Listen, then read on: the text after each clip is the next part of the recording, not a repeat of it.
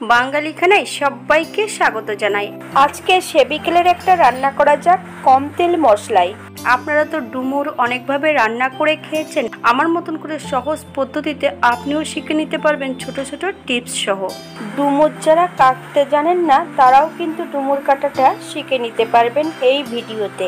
তবে আমার বাড়িতে কিভাবে ডুমুরের ডালনা রান্না করা হয় চলুন সেটা একবার দেখে নেওয়া যাক ভিডিওর মাধ্যমে।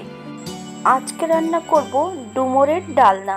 ডুমুরের ডালনা করার জন্য আমি বেশ কিছুটা ডুমুর বেশ ছোট ছোট টুকরো করে কেটে নিয়েছি। আপনারা আপনাদের পছন্দ মতন ডুমুরগুলো কেটে নেবেন।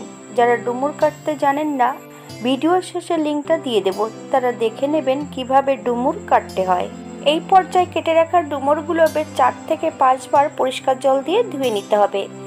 একটা ভিডিও দেখে ভালো লাগলো, সাবস্ক্রাইব করলেন, কিছুক্ষণ বাদে আনসাবস্ক্রাইব করবেন, তাদের উদ্দেশ্যে বলছি ভেবে চিন্তে সাবস্ক্রাইব করবেন।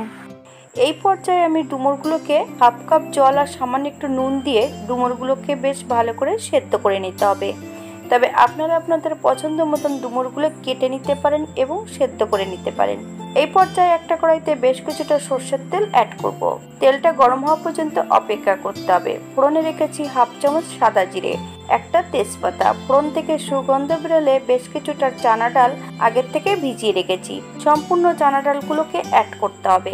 চানা ডাল অথবা ছোলার ডাল আপনারা যে কোনো একটা অ্যাড করতে পারেন। 2 থেকে 3 মিনিটের মতো মিডিয়াম আঁচে ডালগুলো ভেজে নিতে হবে। এই পর্যায়ে বেশ কিছুটা বাটা মশলা অ্যাড করব। আদা, জিরে, ধনে, শুকনো লঙ্কা একসঙ্গে বেটে রেখেছি। সম্পূর্ণ বাটা মশলাটা অ্যাড করতে হবে। হাফ চামচ হলুদ গুঁড়ো আর হাফ চামচ নুন আর বেশ কিছুটা আলু আগের থেকে ভেজে রেখেছি নুন হলুদ দিয়ে। সম্পূর্ণ আলুগুলো অ্যাড করব। 4-5টা কাঁচা লঙ্কা দোফালি করে অ্যাড করেছি। আপনারা স্বাদ অনুসারে নুনটা অ্যাড করবেন। মিডিয়াম আছে 2 থেকে 3 মিনিটের মতন আবারও মশলা সহ বেশ ভালো করে ভেজে নিতে হবে।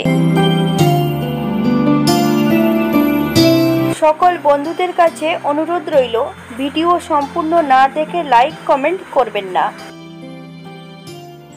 এই পর্যায়ে মশলা ধোয়া বাটি থেকে সামান্য একটু জল অ্যাড করব। বেশ ভালো করে 3 থেকে 4 মিনিটের মতন কষিয়ে নিতে হবে, অথবা মশলা থেকে যতক্ষণ তেল না ছাড়বে ততক্ষণ বেশ ভালো করে মশলাটা কষিয়ে নিতে হবে। তবে মশলা যত কষানো ভালো হবে তরকারির স্বাদ কিন্তু দ্বিগুণ বেড়ে যাবে। মশলা থেকে তেল ছেড়ে দিয়েছে। এই পর্যায়ে অ্যাড করব সম্পূর্ণ সেদ্ধ করা ডুমুরগুলো সেদ্ধ করার পর একটা ভারী কিছু দিয়ে থেতো করে নিতে হবে। আমি এই পর্যায়ে সম্পূর্ণ ডুমুরগুলো অ্যাড করে 4 থেকে 5 মিনিটের মতন মিডিয়াম আঁচে বেশ ভালো করে কষিয়ে নেব মশলা সহ। হাতে যদি সময় থাকে তাহলে একটা লাইক কমেন্ট শেয়ার করবেন, আর যদি ভিডিওটি ভালো লেগে থাকে চ্যানেলটি সাবস্ক্রাইব করে পাশে থাকবেন। পাশে থাকা বেলটি বাজিয়ে দেবেন, নইলে নিত্য নতুন রান্নার নোটিফিকেশন পাবেন না।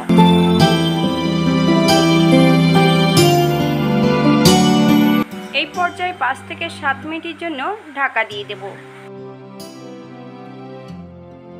7 মিনিট পর হালকা হাতে আবার একটু নেড়ে চেড়ে নিতে হবে।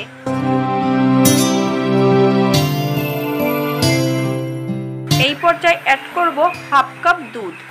দুধটা যখনই অ্যাড করবেন একদম লো ফ্লেমে বেশ ভালো করে নেড়ে চেড়ে মিশিয়ে দিতে হবে।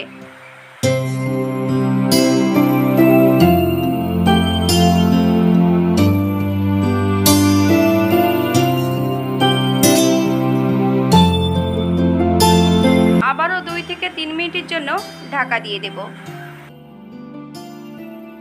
3 মিনিট পর হালকা হাতে নেড়ে চেড়ে এই পর্যায়ে আমি 2 চামচ চিনি অ্যাড করব। আপনারা স্বাদ অনুসারে নুন চিনিটা অ্যাড করবেন।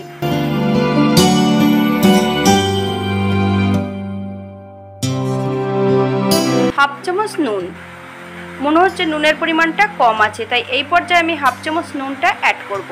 আপনারা স্বাদ অনুসারে নুন চিনিটা অ্যাড করবেন। 2 থেকে 3 মিনিটের মতন আবারও আমি মিডিয়াম আঁচে নেড়ে চেড়ে নেব।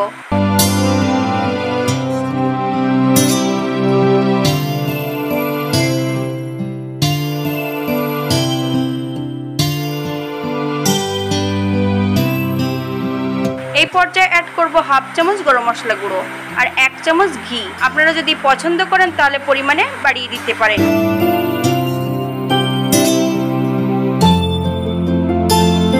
এই পর্যায়ে 5 মিনিটের জন্য স্ট্যান্ডিং টাইম দিতে হবে, তারপর সার্ভ করব।